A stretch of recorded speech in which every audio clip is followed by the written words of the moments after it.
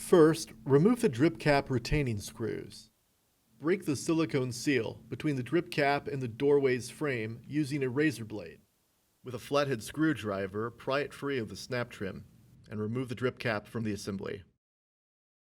Remove the gutter rail retaining screws. If installed, remove the snap trim on both the left and right-hand sides of the doorway. Then remove any remaining screws on the outer frame. Using a plastic pry bar or plastic putty knife, carefully break the caulk seal between the sidewall and outer door frame. Once the seal is broken, the door should pop free. Carefully lower it to the ground from the exterior of the cabin. Prepare the entry door for installation by applying 1-inch wide butyl tape to the side of the screw track frame, which will come in contact with the camper wall.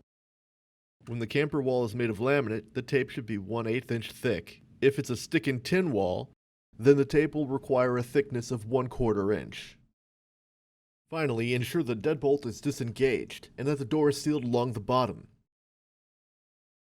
Set the door in the opening so that it is flush against both the wall and the floor of the camper. Install one number 8 screw in the holes located on the bottom of the screw track, on either side of the threshold.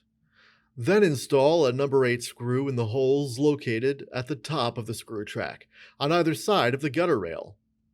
Install a number 8 screw in every third hole from that point on, leaving the 2 between them empty. Install number 8 screws in the holes that have been left open in the vertical parts of the screw track, and then the holes left open on the screw track gutter rail.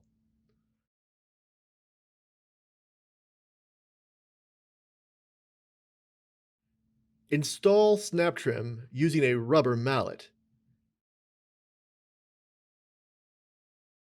Then install the new drip cap over the gutter rail. Install the drip cap retaining screws. Run a bead of gunnable sealant between the drip cap and the bottom of the threshold along the entire width of the door. Do not leave any seal voids at the corners. Then run a bead of sealant around the remaining edges of the door frame to ensure that it is totally weatherized. Finally, install the trim sweep behind the threshold baseboard using wood screws to complete your installation.